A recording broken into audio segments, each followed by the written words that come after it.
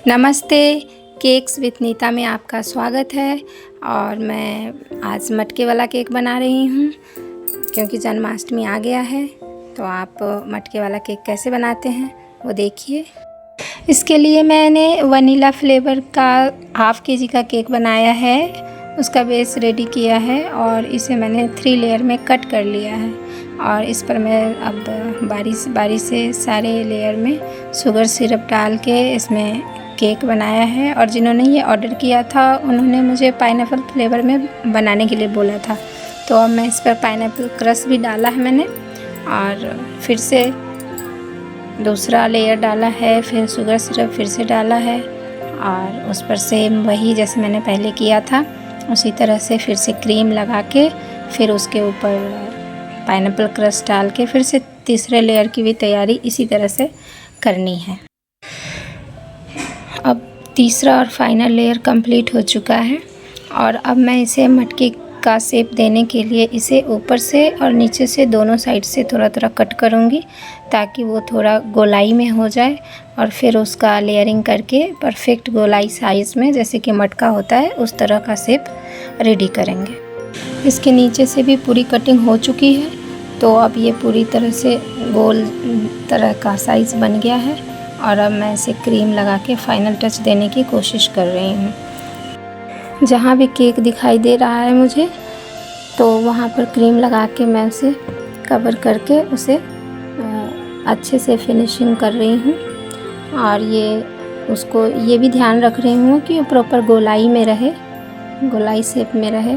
और ये जो आप देख रहे हैं ये मेरे पास एक्सरे शीट थी, उसे मैंने अच्छे से जो स्कॉच ब्राइट होता है ना बर्तन धोने वाला, उससे मैंने खूब रगड़ रगड़ के साफ़ कर दिया है जिसमें उसका ब्लैक पार्ट सारा निकल गया है और ये अंदर का पार्ट है। तो ये इससे फिनिशिंग करने में सही रहता है और इसी से मैंने फिनिशिंग की है इसकी। और जब आप इसको गोलाई शेप में देने के लिए आप इसका इस्तेमाल करेंगे तो अपने अंगूठे को हल्के से दबा के रखें ताकि वो गोलाई शेप में रहे और उससे जब आप करेंगे तो बहुत अच्छा फिनिशिंग होता है इससे। और ये नीचे का पार्ट तो मेरा फिनिश हो ही गया था जैसा कि आप देखा है आप लोगों ने। और मैं ऊपर जो मटके के बाहर जो निकला रहता है वो बना रही हूँ उसका, तो उसके लिए मैंने ऊपर से क्रीम लगाया है जैसा कि आप देख रहे हैं। और उसे भी मैं वो एक्सरे शीट से शेप देने की कोशिश कर रही हूँ।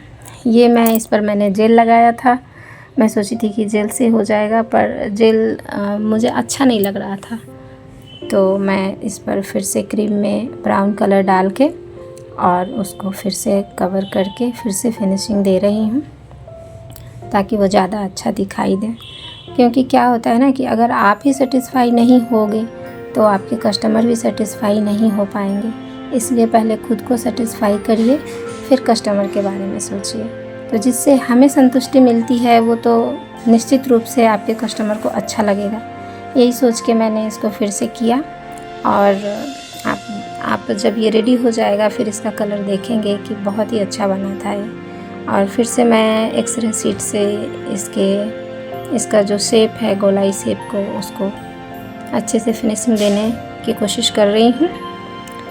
और ये ऐसे लग रहा है जैसे कि बिल्कुल मटके का ही कलर बन गया है, ऐसा लग रहा है।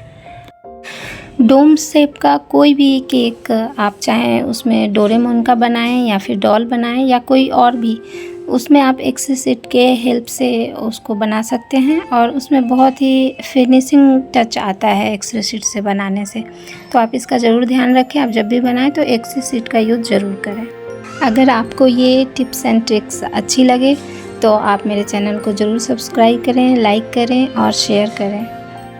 जैसे कि आप देख रहे हैं ये पूरी तरह से रेडी हो गया है और अब मैं इसे फाइनल डेकोरेशन जो आउटर साइड में दिखेगा उसकी तैयारी कर रही हूँ। और पहले इसके ऊपरी पार्ट को मैंने ब्लैक कलर से लाइनिंग की है, उसका डेकोरेशन कर रही हूँ।